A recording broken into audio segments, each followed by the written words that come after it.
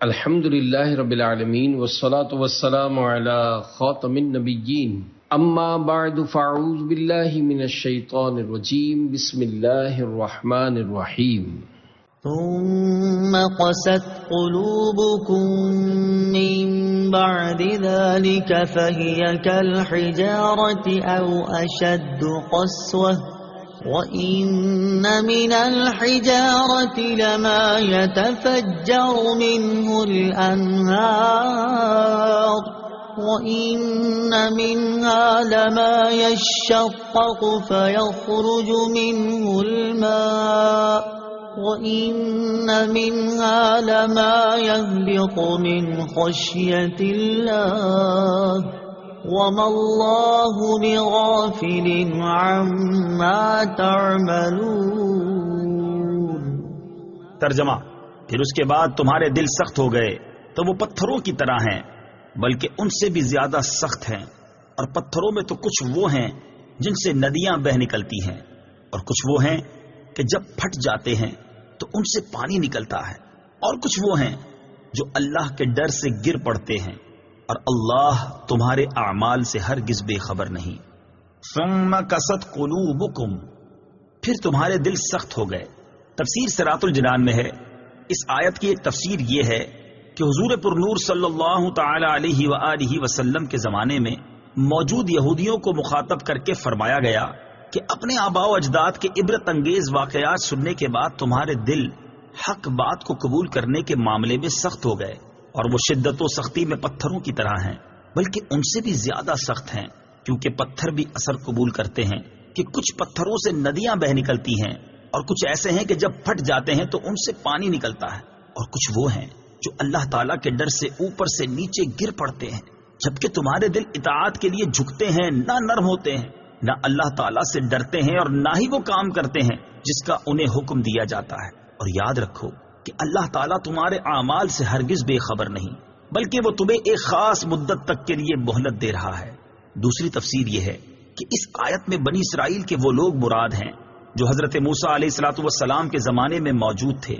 ان کے بارے میں فرمایا گیا کہ بڑی بڑی نشانیاں اور حضرت موسیٰ علیہ الصلوۃ والسلام کے معجزات دیکھ کر بھی انہوں نے عبرت حاصل نہ کی۔ ان کے دل پتھروں کی طرح ہو گئے، بلکہ ان سے بھی زیادہ سخت، کیونکہ پتھر بھی اثر قبول کرتے ہیں کہ ان میں کسی سے ندیاں بہ نکلتی ہیں، کوئی پتھر پھٹ جاتا ہے تو اس سے پانی بہتا ہے، اور کوئی خوف الہی سے گر جاتا ہے جیسے اللہ تعالیٰ کو منظور ہوتا ہے۔ لیکن انسان جسے بے پناہ ادراک و شعور دیا گیا ہے، حواس قوی ہیں، عقل کامل ہے، دلائل ظاہر ہیں، عبرت و نصیحت کے مواقع موجود ہیں، لیکن پھر بھی اللہ تعالیٰ کی اطاعت و بندگی کی طرف نہیں آتا۔ دل کی سختی کا انجام، اس سے معلوم ہوا کہ دل کی سختی بہت خطرناک ہے۔ اللہ تعالیٰ ارشاد فرماتا ہے: أَفَمَن شَرَحَ اللَّهُ صَدْرَهُ لِلْإِسْلَامِ فَهُوَ عَلَى نُورٍ مِّن رَّبِّهِ فَوَيْلٌ لِّلْقَاسِيَةِ قُلُوبُهُم مِّن ذِكْرِ اللَّهِ أُولَٰئِكَ فِي ضَلَالٍ مُّبِينٍ۔ ترجمہ: تو کیا وہ جس کا سینہ اللہ نے اسلام کے لیے کھول دیا تو وہ اپنے رب کی طرف سے نور پر ہے، اس جیسا ہو جائے گا جو سنگ دل ہے؟ تو خرابی ہے ان کے لیے جن کے دل اللہ کے ذکر کی طرف سے سخت ہو گئے ہیں، وہ کھلی گمراہی میں ہیں۔ حضرت عبداللہ بن عمر رضی اللہ تعالی عنہما سے روایت ہے، حضور اقدس صلی اللہ تعالی علیہ وسلم نے ارشاد فرمایا: اللہ تعالیٰ کے ذکر کے علاوہ زیادہ کلام نہ کیا کرو، کیونکہ اللہ تعالیٰ کے ذکر کے علاوہ کلام کی کثرت دل کو سخت کر دیتی ہے، اور لوگوں میں اللہ تعالیٰ سے سب سے زیادہ دور وہ شخص ہوتا ہے جس کا دل سخت ہو۔ دل کی سختی سے متعلق مزید کلام سورہ حدید کی آیت نمبر 16-17 کے تحت ملاحظہ فرمائیں۔ أَفَتَطْمَعُونَ أَن يُؤْمِنُوا لَكُمْ وَقَدْ كَانَ فَرِيقٌ مِّنْهُمْ يَسْمَعُونَ كَلَامَ اللَّهِ ثُمَّ يُحَرِّفُونَهُ مِن بَعْدِ مَا عَقَلُوهُ وَهُمْ يَعْلَمُونَ۔ ترجمہ: تو اے مسلمانوں، کیا تم یہ امید رکھتے ہو کہ یہ تمہاری وجہ سے ایمان لے آئیں گے، حالانکہ ان میں ایک گروہ وہ تھا کہ وہ اللہ کا کلام سنتے تھے اور پھر اسے سمجھ لینے کے بعد جان بوجھ کر بدل دیتے تھے۔ افتطمعون، کیا تمہیں یہ امید ہے؟ تفسیر صراط الجنان میں ہے، انصار صحابہ کرام رضی اللہ تعالی عنہم کو اس بات کی بہت حرص تھی کہ یہودی اسلام قبول کر لیں، کیونکہ وہ یہودیوں کے حلیف تھے اور ان کے پڑوسی بھی تھے۔ اس پر اللہ تعالیٰ نے ارشاد فرمایا کہ اے مسلمانوں، کیا تم یہ امید رکھتے ہو کہ یہ یہودی تمہارا یقین کریں گے یا تمہاری تبلیغ کی وجہ سے ایمان لے آئیں گے؟ حالانکہ ان میں ایک گروہ وہ تھا جو صرف علماء پر مشتمل تھا۔ وہ اللہ تعالیٰ کا کلام یعنی تورات سنتے تھے اور پھر اسے سمجھ لینے کے بعد جان بوجھ کر بدل دیتے تھے۔ اسی طرح ان یہودیوں نے بھی تورات میں تحریف کی اور رسول کریم صلی اللہ تعالی علیہ وآلہ وسلم کی نعت بدل ڈالی، تو ایسے لوگ کہاں ایمان لائیں گے؟ لہذا تم ان کے ایمان کی امید نہ رکھو۔ عالم کا بگڑنا زیادہ تباہ کن ہے۔ اس سے معلوم ہوا کہ عالم کا بگڑنا عوام کے بگڑنے سے زیادہ تباہ کن ہے،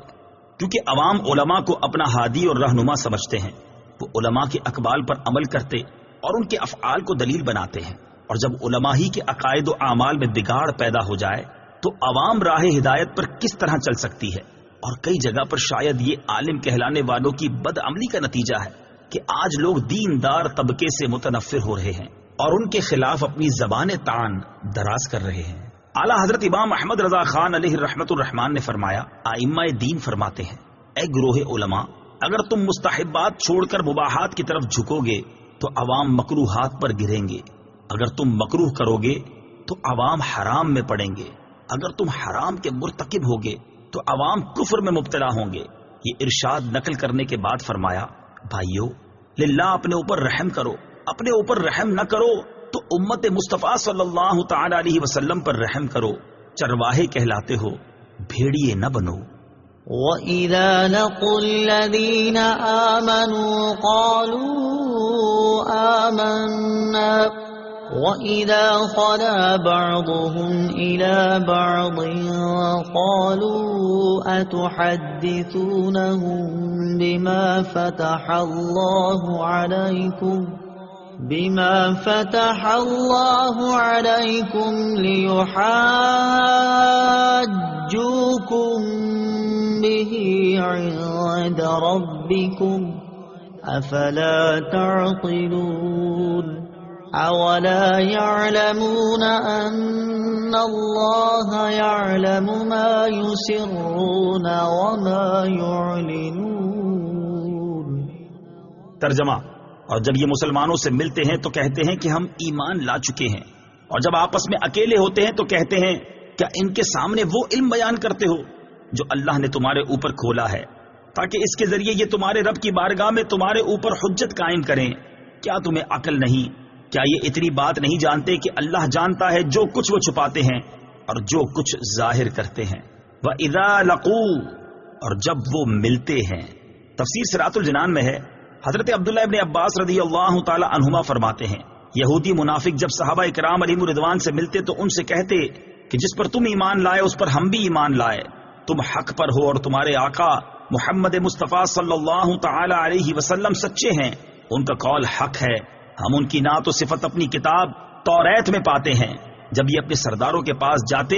تو وہ ان منافقوں کو ملامت کرتے ہوئے کہتے، کیا تم مسلمانوں کے سامنے ان کے آقا محمد مصطفیٰ صلی اللہ تعالی علیہ وسلم کے بارے میں وہ باتیں بیان کرتے ہو جو اللہ تعالیٰ نے تمہاری کتاب میں بیان فرمائی ہیں، تاکہ وہ اس کے ذریعے دنیا و آخرت میں تمہارے اوپر حجت قائم کر دیں کہ جب ہمارے آقا محمد مصطفیٰ صلی اللہ تعالی علیہ وآلہ وسلم کا نبی برحق ہونا تمہاری کتابوں میں موجود ہے تو تم نے ان کی پیروی کیوں نہ کی؟ کیا تمہیں عقل نہیں کہ تمہیں یہ کام نہیں کرنا چاہیے؟ اس سے معلوم ہوا کہ حق پوشی اور سرکار دو عالم صلی اللہ تعالی علیہ وآلہ وسلم کے اوصاف کو چھپانا اور ان کے کمالات کا انکار کرنا یہودیوں کا طریقہ ہے۔ صدق اللہ العظیم۔